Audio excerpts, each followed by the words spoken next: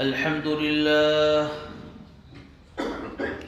لله نحمده ونستعينه ونستغفره ونؤمن به ونتوكل عليه ونعوذ بالله من شرور أنفسنا ومن سيئات أعمالنا من يهده الله فلا مضل له ومن يضلله فلا هادي له ونشهد أن لا إله إلا الله وحده لا شريك له ونشهد أن سيدنا ومولانا محمدا عبده ورسوله وبارك وسلم تسليما كثيرا أما بعد فأعوذ بالله من الشيطان الرجيم بسم الله الرحمن الرحيم يا أيها الذين آمنوا لا تقدموا بين يدي الله ورسوله واتقوا الله إن الله سميع عليم يا أيها الذين آمنوا لا ترفعوا أصواتكم فوق صوت النبي ولا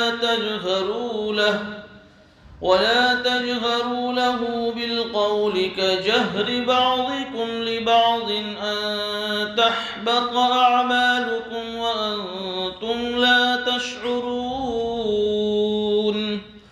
إن الذين يغضون أصواتهم عند رسول الله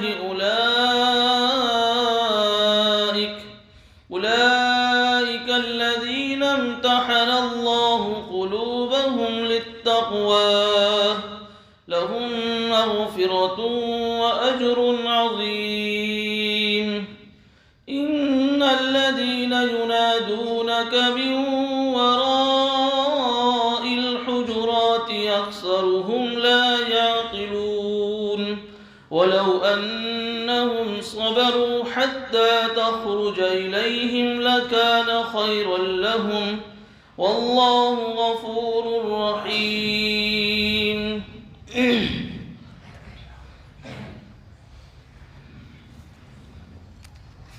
بزرگان محترم،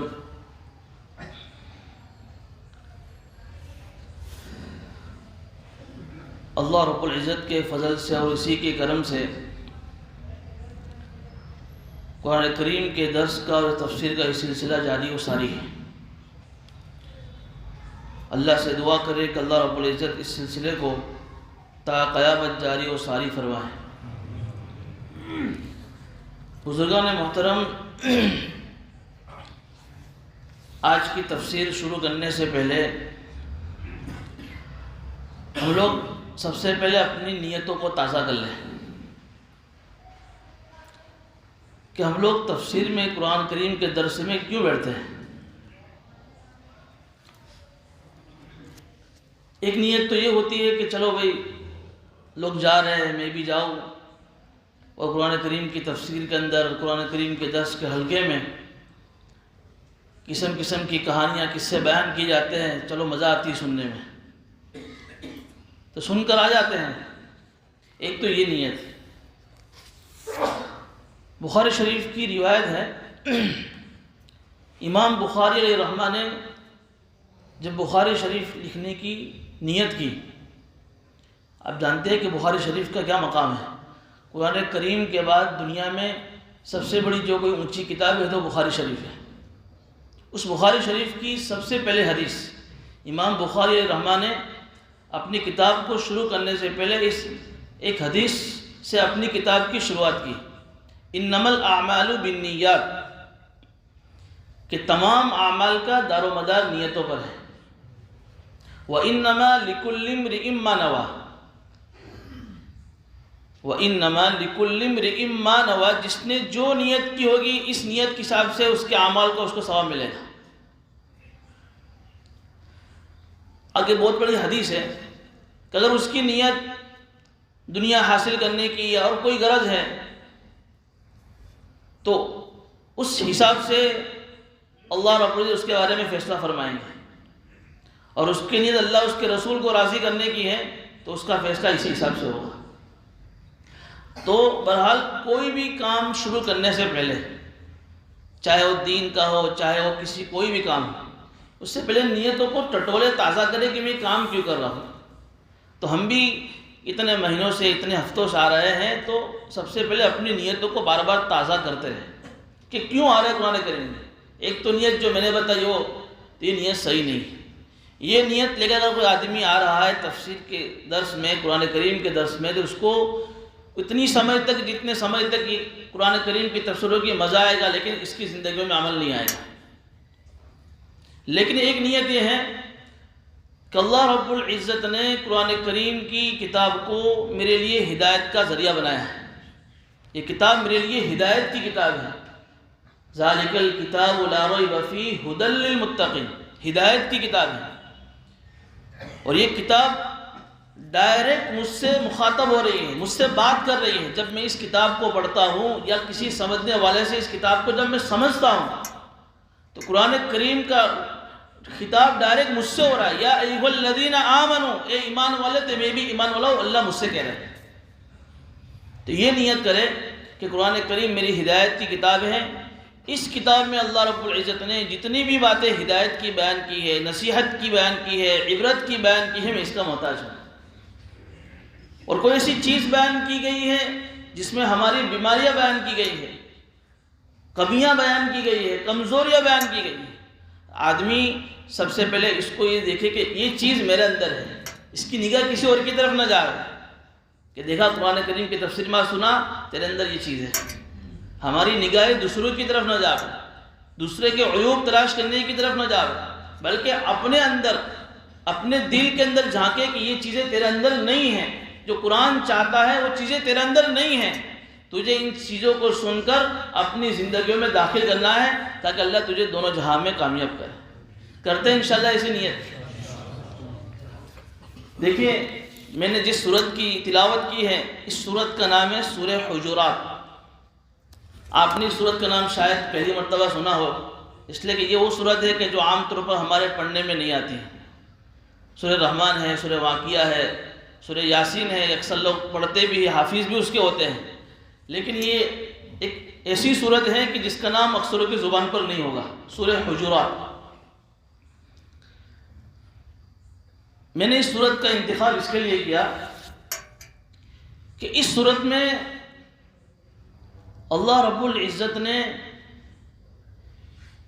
ایک معاشرتی احکام کی تفصیل بیان کی ہے، زندگی گزارنے کے آداب بیان کیے ہیں اس سورت کے اندر، جس کو بولتے ہیں معاشرت۔ کہ معاشرت کا مطلب یہ ہے کہ انسان اس سماجی زندگی میں، اس دنیا کی زندگی میں اکیلا نہیں رہتا، اور نہ شریعت نے اس کو اکیلا رہنے کی اجازت دی ہے کہ آدمی جنگلوں میں چلا جاوے اور ملک بن کر زندگی گزارے، کسی سے اس کا کوئی تعلق نہیں۔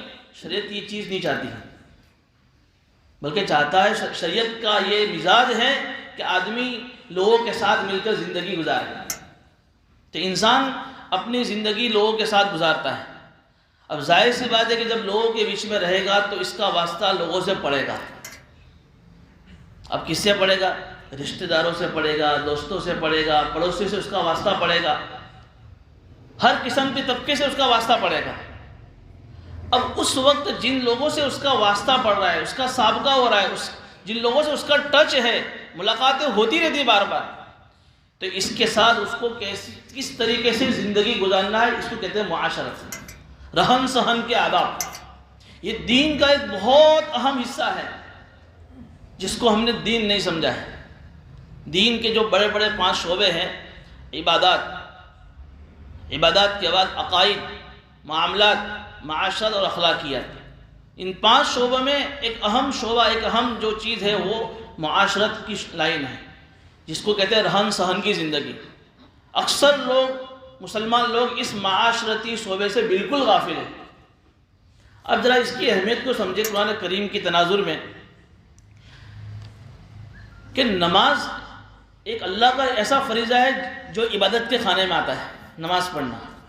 قرآن کریم میں کئی جگہوں پر نماز کی فرضیت کا حکم ہے، بھئی نماز پڑھو، اقیم الصلاۃ، کئی الگ الگ لفظ سے نماز کے بارے میں تاکید آئی ہے۔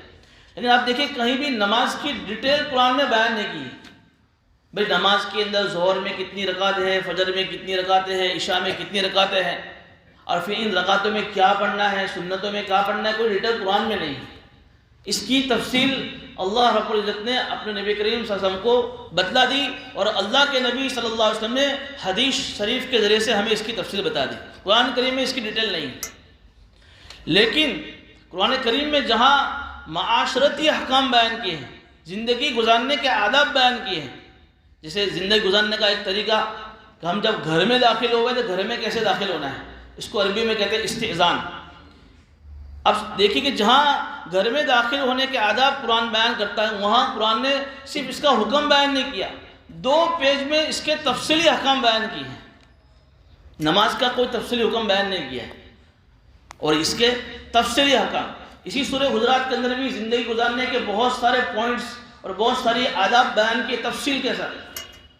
اس سے آپ اندازہ لگائیے کہ اللہ رب العزت کی نگاہ کے اندر بھی معاشرتی شعبہ کتنا اہم ہے، جس سے ہم بالکل واقف نہیں بلکہ غافل ہیں۔ اب ایک چیز ہے نفل نماز، نفل روزہ، ذکر، تلاوت، تسبیح، سب چیزیں کیا ہے؟ نفل کہتے ہیں وظارے کی ایکسٹرا چیز، جس کو کرو تو ثواب دنیا میں، نہ کرو تو آخرت میں کوئی پکڑ نہیں ہے۔ بغیر میں تہجد کی نماز نہیں پڑھو تو میرے اللہ کی پکڑ ہوگی؟ نہیں ہوگی، ایکسٹرا چیز ہے۔ 5 نمازوں کے علاوہ میں تہجد کی نماز ایکسٹرا چیز ہے، عشاء کی نماز ایکسٹرا چیز ہے، ذکر و تلاوت ایکسٹرا چیز ہے۔ لیکن اگر میری ذات سے کسی کو تکلیف پہنچ رہی ہے، جن لوگوں سے میرا واسطہ پڑ رہا ہے، جن سے میرا ٹچ ہے، میرے ذریعے سے ان لوگوں کو تکلیف پہنچ رہی ہے، تو کل قیامت کے دن میدان محشر میں اللہ مجھ سے پکڑ کریں گے، میری پکڑ ہوگی۔ نفل نہیں پڑھوں گا تو پکڑ نہیں ہوگی، لیکن میری ذات سے اگر کسی کو تکلیف پہنچی ہے تو قیامت میں پکڑ ہوگی۔ اسی لیے فقہاء نے لکھا ہے، عجیب مسئلہ لکھا ہے کہ جب کہیں نفل کا اور اس معاشرتی احکام کا جب ٹکراؤ ہو، کروس ہو، ایک طرف تو نفل ہے اور ایک طرف تو معاشرتی حکم کا اللہ نے ہمیں حکم دیا ہے، تو اس وقت جب دونوں میں ٹکراؤ ہو جاوے تو نفل کو چھوڑ دو، معاشرتی حکم پر عمل کرو۔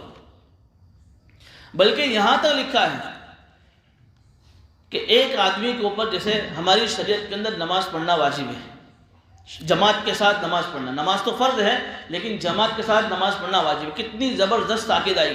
اللہ کے نبی صلی اللہ علیہ وسلم جو اپنی امت پر شفیق اور مہربان ہیں، کیا فرماتے ہیں کہ میرا جی چاہتا ہے کہ میں ان نوجوانوں کے گھروں پر جاؤں جو جماعت کے بغیر نماز پڑھتے ہیں، ان کے گھروں کو جا کر جلا دوں۔ اتنی زبردست غصہ ظاہر کیا بغیر جماعت کے نماز پڑھنے پر۔ لیکن وہیں پر شریعت دوسرا مسئلہ کیا بیان کرتی ہے کہ ایک آدمی ایسا ہے کہ جس کو کوئی تکلیف ہے، کوئی ایسی بیماری ہے، یا اس کے بدن میں کوئی ایسی بدبو ہے کہ جس بدبو سے کسی نمازی کو تکلیف پہنچ سکتی ہے۔ فقہاء نے مسئلہ لکھا ہے کہ اس کے لیے جماعت کے ساتھ نماز پڑھنا جائز نہیں ہے، وہ آدمی گھر پر نماز پڑھے۔ ایک طرف مسئلہ کیا ہے کہ جماعت کے ساتھ نماز پڑھنا واجب ہے، لیکن یہاں اس آدمی کے لیے اجازت نہیں کہ وہ مسجد میں آوے، بلکہ وہ اپنے گھر پر رہ کر نماز پڑھے۔ اگر پھر بھی وہ آدمی نماز پڑھنے کے لیے مسجد میں آتا ہے تو اس کو ثواب نہیں بلکہ گناہ ملے گا۔ کیوں؟ اس لیے کہ اس کی جماعت کے ساتھ نماز پڑھنے میں دوسرے مصلیوں کو، دوسرے نمازیوں کو تکلیف پہنچتی ہے، تو کسی دوسرے کو تکلیف سے بچانے کے لیے شریعت نے اس کے اوپر سے جماعت کا حکم معاف کر دیا۔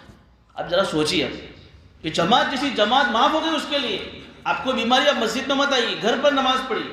اگر آپ کی وجہ سے کسی کو تکلیف پہنچ رہی ہے، آپ کو ثواب نہیں بلکہ گناہ ملے گا۔ تو کتنی اہمیت ہو گئی!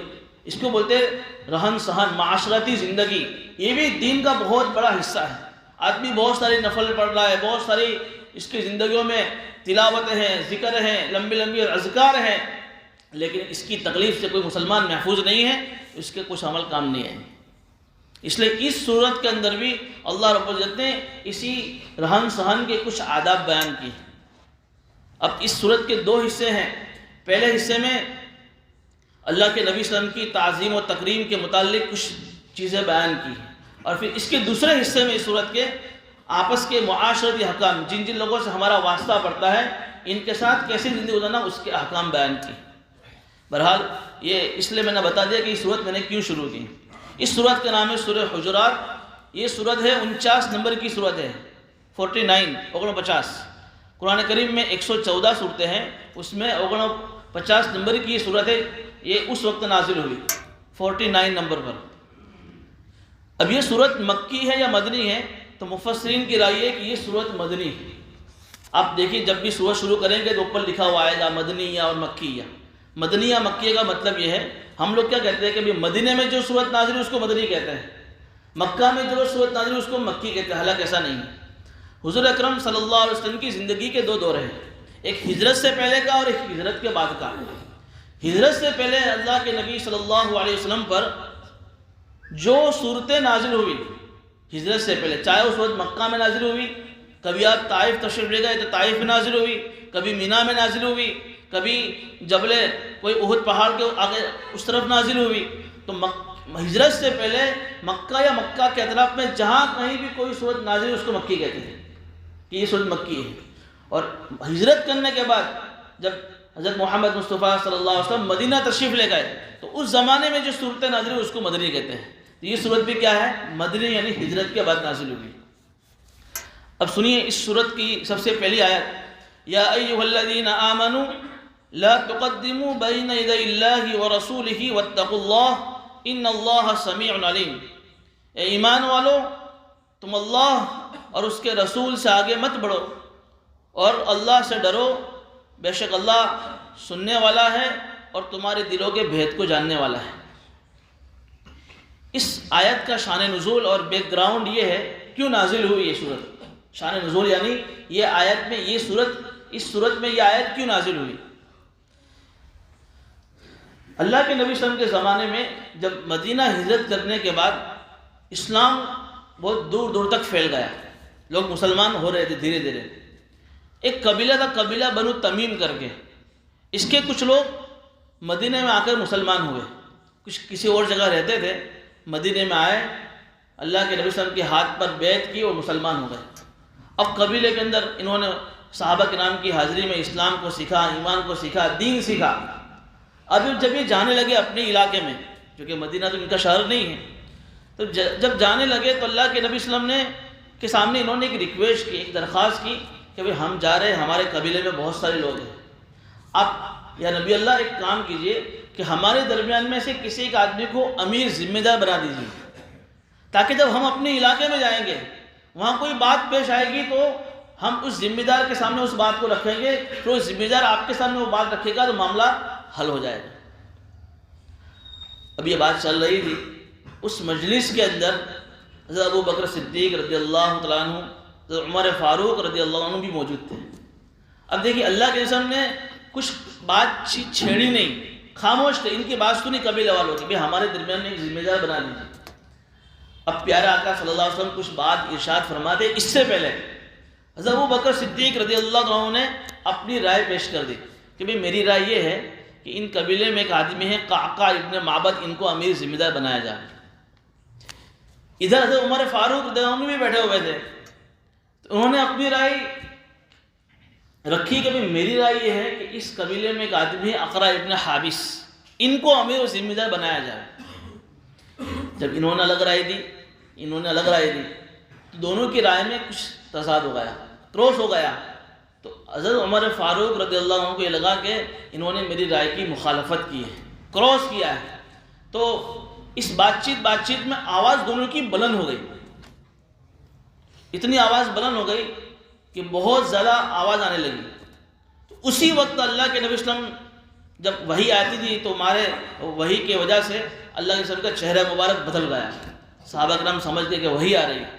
سب سے پہلی آیت نازل ہوئی، یہ ایمان والو تم اللہ اور اس کے رسول سے آگے مت بڑھو، واتقوا اللہ اور اللہ سے ڈرو، تقوی اختیار کرو، بے شک اللہ سننے والا ہے اور اللہ تمہارے بھیدوں کو جاننے والا ہے۔ دیکھیے کسی خاص واقعے کے اندر کی وجہ سے آیت نازل ہوئی، لیکن آیت کا آپ انداز دیکھیے، اس میں کسی صحابی کا نام نہیں کہ ان کو تنبیہ کر دی۔ ان سے دو غلطی ہوئی، ایک غلطی کیا ہوئی کہ اللہ کے نبی صلی اللہ علیہ وسلم نے کوئی بات چیت شروع کی، اس سے پہلے انہوں نے بات چیت شروع کر دی، ایک غلطی تو ان سے یہ ہوئی۔ دوسری غلطی کیا ہوئی کہ اس بات چیت کے اندر دونوں کی آوازیں بلند ہو گئی، زور سے ہو گئی، تو یہ دوسری غلطی ہوگی۔ تو پہلی غلطی کی طرف متنبع کرنے کے لیے یہ ارشاد فرمایا کہ اے ایمان والو، دونوں میں سے کسی کا نام نہیں لیا، اے ایمان والو تم اللہ اور اس کے رسول سے آگے مت بڑھو۔ ان کو تو متنبع کر دیا، واقعہ ہو گیا، لیکن چونکہ قرآن کریم کا معجزہ ایسا ہے کہ قیامت تک کے لیے آیا ہے۔ اب قیامت تک اگر کوئی ایسی بات پیش آ جاوے تو اس زمانے میں کیا ہمیں رہبری ملے گی، اور رہبری اس آیت سے ملے گی۔ اب سب سے پہلے سنیے کہ اس آیت میں کیا ادب بیان کیا گیا۔ سب سے پہلا ادب یہ ہے کہ اللہ کے نبی صلی اللہ علیہ وسلم کی ہستی بہت بڑی ہستی ہے اس زمانے میں، اس دنیا میں۔ امام الانبیاء، تاجدار مدینہ، سرکار دو عالم صلی اللہ علیہ وسلم کی جو ہستی ہے، جو ذات ہے، وہ تمام انبیاء کے امام ہے۔ تو اللہ رب العزت صحابہ کرام کو ایک ادب سکھا رہے ہیں کہ تم جب اللہ کے نبی صلی اللہ علیہ وسلم کی مجلس میں بیٹھے ہو، جب تک وہ کوئی بات شروع نہ کرے تم اپنی بات شروع مت کرو، ان سے آگے مت بڑھو۔ انہوں نے تم سے کچھ پوچھا ہی نہیں، پھر تم کیوں اپنی رائے سامنے سے پیش کر رہے؟ ان سے آگے مت بڑھو قول کے اندر، یعنی کوئی بات کہنے میں۔ دوسری ادب یہ معلوم ہوا کہ کسی فعل میں بھی ان سے آگے مت بڑھو۔ یعنی اللہ کے نبی صلی اللہ علیہ وسلم کھانے کے لیے بیٹھے ہوئے صحابہ کرام کے مجمع میں، تو صحابہ کرام کو تنبیہ کی کہ جب تک اللہ کے وسلم کھانا شروع نہ فرمائے آپ کھانا شروع مت کیجیے۔ اللہ کے وسلم جا رہے ہیں تو اللہ کے وسلم سے آگے آگے آپ مت جائیے۔ پیارا آقا صلی اللہ علیہ وسلم سواری پر سوار ہیں، ان کی سواری جا رہی ہے تو آپ کی سواری ان کی سواری سے آگے مت لے جائیے۔ یہ تعظیم ہے، یہ اکرام ہے اللہ کے نبی صلی اللہ علیہ وسلم کا کہ تمہارے زمانے میں تمہارے سامنے ایک آئیڈل، ایک نمونے کے طور پر ہم نے بھیجا ہے، تمہاری ذمہ ضروری ہے کہ تم قول میں، بات چیت میں اور عمل میں ان سے آگے مت بڑھو۔ اور پھر تیسری ایک بات اس کے ذریعے سے معلوم ہوئی کہ اس کے ساتھ ساتھ ہماری دنیا اور آخرت کی زندگی کی جو کامیابی ہے اور اللہ کے نبی صلی اللہ علیہ وسلم کی سنتوں پر عمل کرنے میں، کہ جس طریقے سے زندگی گزارنے کا طریقہ بتایا ہے اسی کے مطابق زندگی گزارو، سنتوں کے مطابق، اس سے آگے مت بڑھو۔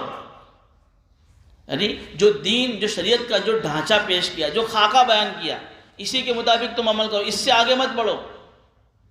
ایک مرتبہ 3 صحابہ کرام اللہ کے نبی صلی اللہ علیہ وسلم کی عبادت کو سن کر آپس میں مشورہ کرنے لگے، یار اللہ کے نبی صلی اللہ علیہ وسلم کی جو ذات ہے وہ تو بخشی بخشائی ہے، قرآن نے فیصلہ کر دیا ہے کہ اگلے پچھلے سارے گناہ معاف ہے، اور ہم تو گنہگار ہیں۔ صحابہ میں آپس میں مشورہ کر رہے ہیں ہماری عبادت ہی کون سی عبادت ہے، ہم تو اللہ ہم کو تو کیسے معاف کرے گا، وہ تو بخشے بخشائے ہیں، وہ تو اگر سو بھی جاوے تو کوئی مسئلہ نہیں ہے پیارا آقا تو، لیکن ہم تو ہمارے بارے میں تو کوئی فیصلہ قرآن میں آیا نہیں، ہم کیا کریں؟ تو صحابہ کرام میں سے 3 صحابی نے آپس میں ایک بات چیت طے کر لی۔ ایک نے کیا کیا، آج کے بعد میں کبھی رات میں سوؤں گا نہیں، پوری رات نفل نماز پڑھوں گا۔ دوسرے صحابی نے یہ طے کیا کہ آج کے بعد میں کبھی افطار نہیں کروں گا، نہیں ہمیشہ روزہ رکھوں گا۔ تیسرے نے کہا کہ آج کے بعد میں کبھی شادی نہیں کروں گا۔ تینوں صحابی نے الگ چیزیں طے کی۔ ایک نے کہا کہ میں آج کے بعد کبھی سوؤں گا نہیں، دوسرے نے کہا کہ آج کے بعد میں کبھی افطار نہیں کروں گا، نہیں روزہ رکھوں گا، تیسرے نے کہا کہ آج کے بعد میں کبھی شادی نہیں کروں گا۔ اب پیارا آقا صلی اللہ علیہ وسلم تک یہ باتیں پہنچ گئی تو بلایا ان کو، کہا کہ کیا باتیں کی آپ نے؟ فوراً کہہ دیا کہ ایسی باتیں ہم نے کی ہے۔ ان کے ارادے دیکھیے کتنے اونچے عظمت ارادے نیک تھے ان کے۔ تو پیارا آقا صلی اللہ علیہ وسلم نے ارشاد فرمایا انا اعلمکم باللہ واتقاکم انا، تمہیں معلوم ہے کہ تم سب میں سب سے زیادہ اللہ کو پہچاننے والا میں ہوں، اور تم میں سب سے زیادہ اللہ سے ڈرنے والا میں ہوں، پھر بھی میں کھاتا بھی ہوں اور میں سوتا بھی ہوں، اور میں نے شادیاں بھی کی ہے۔ تم کون ہوتے ہو کہ عبادت میں مجھ سے آگے بڑھ جاؤ؟ تم کون ہوتے ہو عبادت میں مجھ سے آگے بڑھنے والے؟ تم سے زیادہ اللہ کو پہچاننے والا میں ہوں، تم سے زیادہ اللہ کی معرفت، اللہ کی حقانیت، اللہ کی وحدت میرے دل میں ہے، پھر بھی میں نے شادیاں کی ہے، 9 شادیاں کی اللہ کے نبی صلی اللہ علیہ وسلم نے، اس کا الگ مسئلہ ہے۔ اللہ کے نبی صلی اللہ علیہ وسلم سوتے بھی تھے، کھاتے بھی تھے، نماز بھی پڑھتے تھے، آرام بھی کرتے تھے، تمہیں میری عبادت سے آگے بڑھنے کی ضرورت نہیں۔ اب سوچئے عبادت کے اندر بھی جو طریقہ، جو حد شریعت نے بیان کر دی، جو بارڈر، اس سے آگے بڑھنا نہیں۔ جو آدمی اگر اس سے آگے بڑھے گا، چاہے وہ کتنا بھی اونچا عمل کرے گا، شریعت میں قبول نہیں ہوگا۔ اب مثال کے طور پر ایک آدمی یہ کہے کہ میں تو فجر کی نماز میں آتا ہوں، تہجد پڑھتا ہوں، لیکن فجر کی نماز میں بہت فریش ہوتا ہوں، میں تو 2 کے بجائے 4 رکعت پڑھوں گا، تو اس کی عبادت قبول ہوگی؟ حالانکہ 4 رکعت پڑھنے میں کتنی، اس سے ڈبل تھکنا پڑے گا، لیکن تم شریعت کی بارڈر سے آگے بڑھ گئے، تم نے کراس کر لیا، اس لیے تمہاری 4 رکعت میں ایک بھی رکعت قبول نہیں ہوگی۔ اسی کو کہتے ہیں شریعت دین، کہ تم اللہ اس کے رسول سے آگے مت بڑھو کسی بھی چیز کے اندر۔ کوئی کام اللہ کے نبی صلی اللہ علیہ وسلم نے کیا ہے اور تمہیں اس کام کے کرنے میں شرم آ رہی ہے کہ میں یہ کام نہیں کروں گا، تو گویا کہ تم یہ کہہ رہے ہو کہ میرا مقام اللہ کے نبی صلی اللہ علیہ وسلم کے مقام سے اونچا ہے۔ پیارا آقا صلی اللہ علیہ وسلم نے اس کام کو کیا ہے اور تمہیں اس کام کے کرنے میں شرم آتی ہے، تم تو یہ کہہ رہے ہو کہ میرا مقام تو پیارا آقا سے بھی اونچا ہے، انہیں شرم نہیں ہے، تمہیں کیسے شرم آ رہی ہے؟ اس لیے یہ ایک عجیب و غریب ادب بیان کیا۔ واقعہ آیت کسی خاص واقعے کے اندر نازل ہوئی ہے، لیکن ایک عمومی انداز بیان کر کے قیامت تک کے آنے والے لوگوں کو بھی ایک رہبری کر دی کہ تمہارے سامنے جب اللہ کے سامنے کوئی قول آ جاوے، کوئی فعل آ جاوے، کوئی ان کا عمل آ جاوے، اس سے آگے مت بڑھو، سرنڈر کر دو اپنے آپ کو۔ یہ پہلا ادب ہوا۔ اسی کے ساتھ ساتھ علماء کرام نے ایک بات یہ بھی لکھی ہے کہ ہمارے زمانے میں پیارا آقا صلی اللہ علیہ وسلم تو تشریف فرما نہیں ہے، وہ اپنی قبر مبارک میں جس طریقے سے ہم ابھی زندہ ہیں، قبر مبارک میں زندہ ہے، لیکن دنیا کے اندر نہیں ہے۔ تو اب کیا کریں؟ تو مفسرین نے یہاں عجیب نقطہ یہ بھی لکھا ہے کہ ہمارے زمانے میں جو اولیاء اللہ ہے، جو بزرگان دین ہیں، جو علماء کرام ہیں، ان کا بھی ہمیں اکرام کرنا ہے، ان کی تعظیم بھی ہمارے دل میں ہو۔ ہم کسی اللہ والے کی مجلس میں چلے گئے، کسی بزرگ کی مجلس میں بیٹھے، اب بزرگ بیٹھے ہوئے، ہم لوگ بیٹھے ہوئے، بزرگ کے کوئی بات شروع کرنے سے پہلے ہم نے بات شروع کر دی کہ نہیں، لا تقدموا بین اللہ ورسول، چونکہ یہ اللہ والے بزرگ لوگ علماء یہ نبی کے وارث ہیں، نبی کے وارث ہے۔ جب نبی نہیں ہے تو نبی کے وارثین کے ساتھ بھی تمہیں یہ عمل کرنا ہے کہ ان کی مجلس میں جب تک کہ کوئی بات نہ چھڑے تمہیں کوئی بات شروع نہیں کرنی، تمہیں ان سے آگے نہیں چلنا ہے۔ ان کی حاضری میں جب کھانے بیٹھو تو ان سے پہلے تمہیں کھانا شروع نہیں کرنا ہے۔ جب عبداللہ ابن عباس رضی اللہ تعالیٰ عنہ کا ایک قول عجیب کتاب میں میں نے پڑھا کہ اگر نبی کی موجودگی نہیں، کسی زمانے میں نبی نہیں ہے، اس زمانے میں اس زمانے کے علماء نبی کی طرح ہے۔ نبی تو نہیں ہے لیکن نبی کی طرح ہے، جس طریقے سے نبی کا اکرام اس زمانے کے صحابہ کرام پر واجب تھا، تو اس طریقے سے جس زمانے میں علماء ہے اس علماء کا اکرام بھی ان لوگوں کے اس عوام کے اوپر واجب ہے۔ غلطیاں ان سے بھی ہوتی ہیں، ان سے بھی غلطیاں ہوتی، انسان ہیں وہ بھی، لیکن ان کی غلطی کی وجہ سے ان کی تعظیم میں فرق آ جاوے، ان کے بارے میں بدگمانی آ جاوے، یہ مناسب نہیں۔ جسے میں آپ کو ایک مثال دوں، ایک پریس کے اندر قرآن کریم چھپا، لیکن پریس والے نے غلطی سے قرآن کریم کو الٹا چھاپ دیا، پہلا پارہ، 20واں پارہ، تیسرا پارہ، اس طریقے سے الٹا چھاپ دیا، ادھر ادھر ہو گیا۔ تو کیا قرآن کریم کو الٹا چھاپنے کی وجہ سے ہم اس قرآن کریم کو خراب کہیں گے؟ وجہ ہے تو قرآن کریم، چاہے الٹا چھپ رہا ہے، ہمارے دل میں اس کی تعظیم ایسی ہوگی جیسے صحیح قرآن کریم کی ہوتی ترتیب والے کا۔ تو اگر کسی عالم سے کوئی غلطی ہو رہی ہے، کسی اللہ والے سے، کسی بزرگ سے، کسی اللہ کے نیک بندے سے کوئی غلطی ہو رہی ہے، اس غلطی کی وجہ سے ہم اس کو خراب نہیں کریں گے۔ اس کا فیما بینہ و بین اللہ، اس کا اپنے اللہ کا معاملہ ہے، لیکن ہمارے دل میں اس کے بارے میں بدگمانی، اس کے بارے میں برے الفاظ نہیں آنے چاہیے۔ لا یا ایھا الذین آمنوا لا تقدموا بین یدی اللہ ورسولہ، یہ ایمان والو اللہ اس کے رسول سے آگے مت بڑھو، نہ کسی قول میں، نہ کسی عمل میں، نہ کسی اور چیز میں۔ واتقوا اللہ، اور اللہ سے ڈرو، ان اللہ سمیع علیم، بے شک اللہ تمہاری ہر بات کو سننے والا ہے کہ تم کیا بات کر رہے ہو، علیم، اور تمہارے دلوں کے سارے بھیدوں کو جاننے والا ہے کہ تم نے دلوں میں کیا کیا باتیں چھپا کر رکھی ہے۔ یہ پہلی غلطی پر تنبیہ ہو گئی کہ انہوں نے اللہ کے نبی صلی اللہ علیہ وسلم کی بات شروع کرنے سے پہلے بات شروع کر کے رائے پیش کر دی تھی۔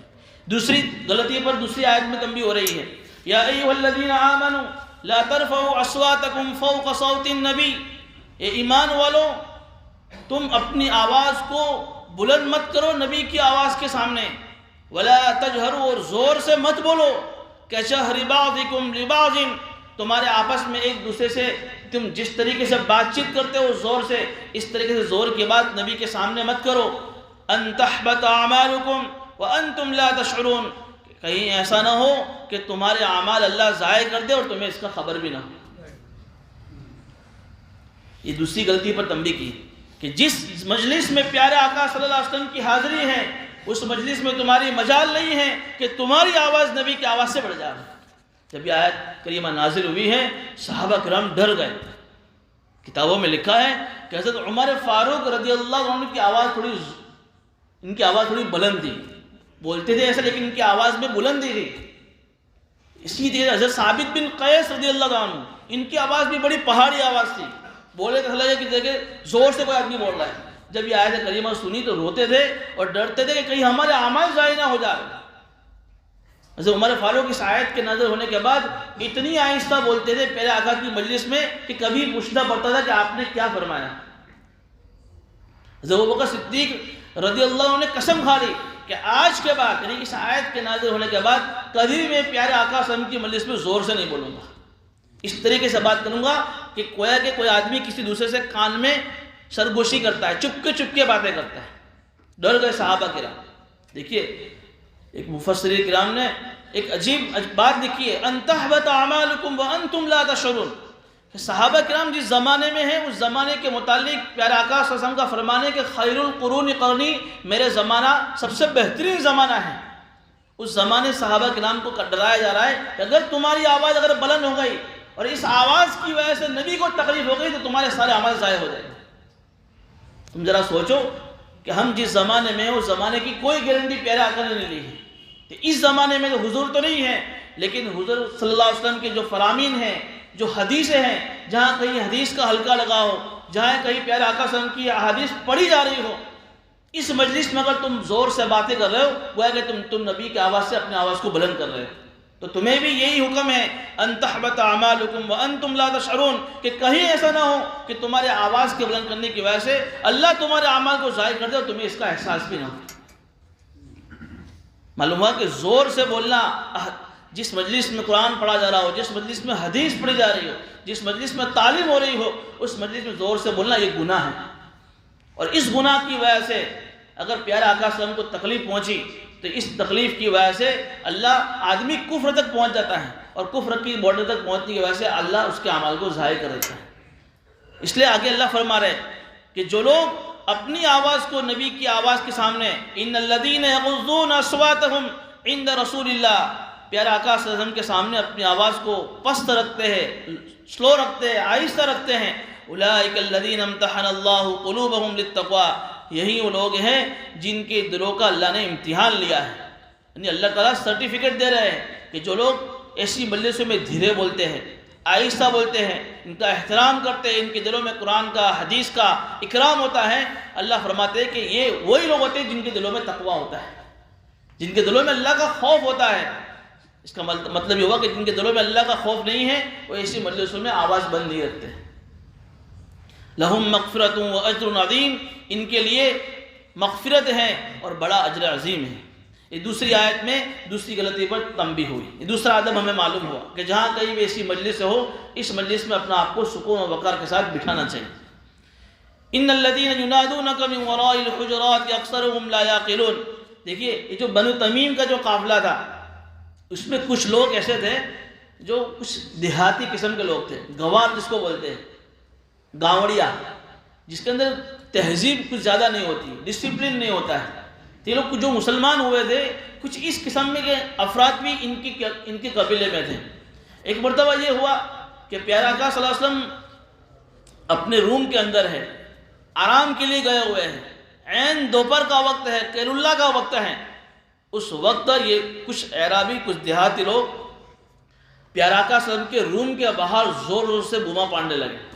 اخرج الینا یا محمد، اخرج الینا یا محمد، اے محمد نام کے ساتھ. حالانکہ نبی کو نام کے ساتھ بلانا بے ادبی ہے، نبی کو نام کے ساتھ بلانا بے ادبی. اس سے مسئلہ یہ بھی لکھا ہے فقہا نے کہ کسی بڑے کو نام کے ساتھ بلانا بے ادبی ہے، اور اس کے برخلاف کسی بڑے کا کسی چھوٹے کو نام کے ساتھ بلانا اس کا ادب ہے. کوئی بڑا کسی چھوٹے کو نام سے بلاوے تو اس میں اس کی تعظیم اکرام ہے، لیکن کوئی چھوٹا کسی بڑے کو نام کے ساتھ بلاوے تو اس کی بے ادبی ہے. میں ایک چیز اور کہہ رہا ہوں کہ میاں بیوی ان دونوں میں اونچا مقام شوہر کا ہے بیوی کی نگاہ میں. تو معلوم ہوا کہ بیوی کو بھی اپنے شوہر کو نام لے کر بلانا بے ادبی ہے. آج تو فیشن ہے کہ میاں اپنے بیوی کو اور بیوی اپنے شوہر کو نام لے کر پکارتی ہے. وہ کہتے ہیں کہ اس سے محبت بڑھتی ہے.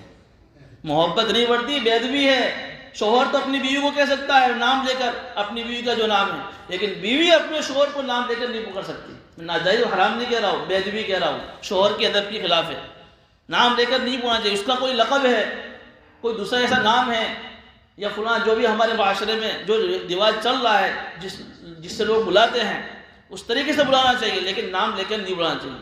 یہاں تو نبی صلی اللہ علیہ وسلم پیارا آقا ہے، پیارا آقا کو نام لے کے بلا رہے، وہ بھی بوم پاڑ رہے زور سے، وہ خروج لینا، باہر آؤ باہر، ہمارا ایک کام بڑا ہے، ایک مسئلہ آیا ہے۔ اب کتنی بے ادبی کی، لیکن فوراً آیت نازل ہوئی ان الذین ینادونک، کہ وہ لوگ جو آپ کو حجرات، دیکھیے حجرات کا ترجمہ ہے، یہ حجرات بہو وچن ہے، اس کا ایک وچن ہے حجرہ۔ حجرہ کہتے ہیں روم کو، کمرہ، روم کو۔ مسجد نبوی صاحبہ علیہ السلام، اس کے باہر ازواج مطہرات کے کمرے تھے اس زمانے میں، جس زمانے میں مسجد نبوی کے سامنے چبودرا تھا، صفہ نامی ایک چبودرا تھا، اس چبوترے پر غریب صحابہ کرام پڑے رہتے تھے، جن کے کوئی مکان کوئی گھر کوئی بزنس نہیں تھا، غریب تھے، پورا دن اللہ کے رسول کی خدمت میں مسجد نبوی کے چبوترے کے پاس پڑے رہتے تھے، اور جہاں کہیں پیارا آقا صلی اللہ علیہ وسلم کی زبان سے کوئی حدیث نکلی اس کو فوراً قلم بند کر لیتے تھے، اور کبھی کبھی تو 3 4 10 دن ہو جاتے انہیں کھانا نہیں ملتا تھا، اسے غریب صحابہ بھی تھے، اور کبھی کبھی کوئی آ کر کچھ خوش کھجور ہے، کچھ تازہ کھجور ہے، اور ان کے سامنے ڈال دیتے تھے، وہ کھا لیتے تھے۔ یہ ان کی زندگی کا گزر بسر تھا۔ ان چبوترے کے بالکل سامنے فاطمہ الزہرا رضی اللہ عنہ کا کمرہ تھا، اور اس کمرے کے لائن میں پیارا آقا صلی اللہ علیہ وسلم کی جو 9 بیویاں تھیں، ازواج مطہرات تھیں، ان 9 بیویوں کے کمرے تھے۔ لیکن جب عبد الملک بن مروان کا جب زمانہ آیا تو اس نے اس مسجد نبوی کو بڑا کرنے کے لیے وہ سارے کمرے مسجد میں اندر لے لیے۔ جب مسجد میں اندر اس نے لیے سارے کمروں کو توڑا تو اس وقت مسلمان بہت روئے، چونکہ ایک یادگار تھی، اور عبد الملک بن مروان نے اس یادگار کو توڑ دیا اور سارے کمروں کو اپنے اندر لے لیا۔ تاریخ کی کتابوں میں لکھا ہے کہ وہ کمرے اتنے چھوٹے تھے، اس کی جو ہائٹ تھی، صحابہ کہتے ہیں کہ جب ہم اندر جاتے تھے تو ہمارے ہاتھ اس کی دیوار کو ٹچ ہو جاتے تھے، اور اس کی دیوار کوئی سیلنگ یا کوئی سیمنٹ کی کیسی نہیں تھی، بلکہ اس کی دیوار کھجور کی چھالوں کی تھی۔ کھجور کی جو ڈالیاں ہوتی ہے اس کی ڈالیوں کی اس کی دیواریں کمروں کی چاروں طرف کی بنی ہوئی تھی، اس کی سیلنگ اور اس کی دیواریں، اور کمروں کے جو باہر کوئی دروازہ نہیں تھا، کمروں کے باہر جو ٹاٹ ہوتا ہے نا، ٹاٹ، اس ٹاٹ کو جو ہے باندھ کر لٹکا دیا تھا تاکہ باہر سے کوئی آدمی کی نگاہ نہ پڑے۔ ایسے کمرے تھے کس کے؟ پیارے آقا صلی اللہ علیہ وسلم کی ازواج مطہرات کے۔ اتنے چھوٹے چھوٹے کمرے تھے، 5 فٹ کے کمرے بتائے گئے ہیں، اتنے چھوٹے کمرے۔ تو وہ کمروں کے بارے میں اسی کمرے میں سے ایک کمرے میں پیارے آقا صلی اللہ علیہ وسلم دوپہر کے وقت تک قیل اللہ فرما رہے ہیں۔ اسی قیل اللہ کے زمانے میں وقت میں ایک کچھ اعرابی نے آواز لگائی کہ وہ لوگ جو آپ کو اپنے کمروں کے پیچھے سے آواز لگاتے ہیں، اکثرہم لا یعقلون، اللہ فرما رہے ہیں کہ ان میں سے اکثر بے عقل ہے، انہیں خبر نہیں ہے کہ نبی کا اکرام کیا ہوتا ہے، نبی کتنی اونچی ہستی ہے، نبی کا کیا مقام ہے۔ یہاں ایک بات مفسرین نے یہ بھی لکھی ہے کہ قیل اللہ کا جو لفظ آیا اس کی تفسیر کے اندر کہا کہ اس زمانے میں پیارا آقا صلی اللہ علیہ وسلم کی سنت تھی کہ دوپہر کے کھانے کے بعد کچھ قیل اللہ کر لیا کرتے ہیں، لیکن قیل اللہ ہماری طرح نہیں 2 گھنٹے سونا، قیل اللہ کے لیے سونا ضروری نہیں ہے۔ قیل اللہ کہتے ہیں کھانے کے بعد تھوڑی دیر لیٹ جانا تاکہ آدمی ریلیکس ہو جائے۔ اب تو سائنسدان بھی اس کا اعتراف کرتے ہیں کہ جو آدمی دوپہر کے کھانے کے بعد تھوڑی دیر لیٹ جاتا ہے اس کی صحت اچھی رہتی ہے، اس کو کوئی بیماری نہیں ہوتی۔ تو یہ قیل اللہ کے وقت میں کچھ اعرابی آئے تو اللہ فرما رہے کہ اکثرہم لا یعقلون، ان میں سے اکثر لوگ عقل والے نہیں تھے۔ دیکھیں سب کو بھی عقل نہیں کہا، اس کا معلوم ہوا کہ بھئی احتیاط سے کوئی بات کرنی چاہیے۔ ہم کسی کے بارے میں بھئی سب لوگ ایسے ہی ہیں، سب لوگ کیوں ایسے ہیں؟ کچھ لوگ تو اچھے ہیں، سب لوگ کا کہوں گے تو جو اچھے ہم نے ان کے بارے میں بھی ہم نے تہمت لگا دی۔ اکثرہم، ان میں سے اکثر بے عقل ہے۔ وَلَوْ أَنَّهُمْ صَبَرُوا حَتَّى تَخْرُجَ إِلَيْهِمْ لَكَانَ خَيْرًا لَهُمْ، اگر اللہ فرما رہے کہ اگر یہ لوگ صبر کر لیتے، کچھ تھوڑی دیر ٹھہر جاتے، پیارے آقا صلی اللہ علیہ وسلم کے آرام کا وقت ہے، کچھ دیر ٹھہر جاتے، حَتَّى تَخْرُجَ إِلَيْهِمْ لَكَانَ خَيْرًا لَهُمْ، یہاں تک کہ پیارے آقا صلی اللہ علیہ وسلم باہر تشریف لے آتے تو یہ ان کے لیے بہتر تھا۔ لیکن واللہ غفور رحیم، لیکن یہ لوگ کچھ بے سمجھ تھے، بے عقل تھے، اللہ زیادہ معاف کرنے والا ہے اور اللہ زیادہ رحم کرنے والا ہے۔ یہ 3 آداب اس 3 آیت کے اندر بیان کیے۔ پہلا ادب بیان کیا کہ نبی اللہ اس کے رسول سے آگے مت بڑھو۔ دوسرا ادب بیان کیا کہ نبی کی مجلس کے اندر یا جو ہے حدیث اور قرآن کریم کی مجلس کے اندر اپنی آواز کو زور سے مت دو۔ تیسرا کہ جب نبی کی آرام کا وقت ہو تو اس کے آرام کے وقت میں انہیں ڈسٹرب مت کرو۔ تو یہاں ایک بات یہ بھی کہ اب نبی تو ہے نہیں، تو نبی کی طرح جو نبی کے وارثین ہیں، بزرگان دین ہیں، جب ہم انہیں ملنے جا رہے ہیں، اب ملنے پہنچے کہ عین اسی وقت ان کے آرام کا وقت ہے، تب ہم کیا کریں گے؟ کھٹکھٹائیں گے، فون کریں گے، فون پر فون نہیں، بلکہ ان کے آرام کا وقت ہے، انتظار کیجیے، باہر بیٹھیے آپ، جب تک وہ آرام سے فارغ ہو کر باہر تشریف نہ لائے تب تک آپ اندر مت داخل ہوئیے۔ یہ ادب بتایا۔ واللہ غفور رحیم، اللہ بڑا معاف کرنے والا اور اللہ بڑا رحم کرنے والا ہے۔ اللہ پاک ہمیں ان باتوں پر عمل کرنے کی توفیق عطا فرمائے، آمین و آخر دعوانا۔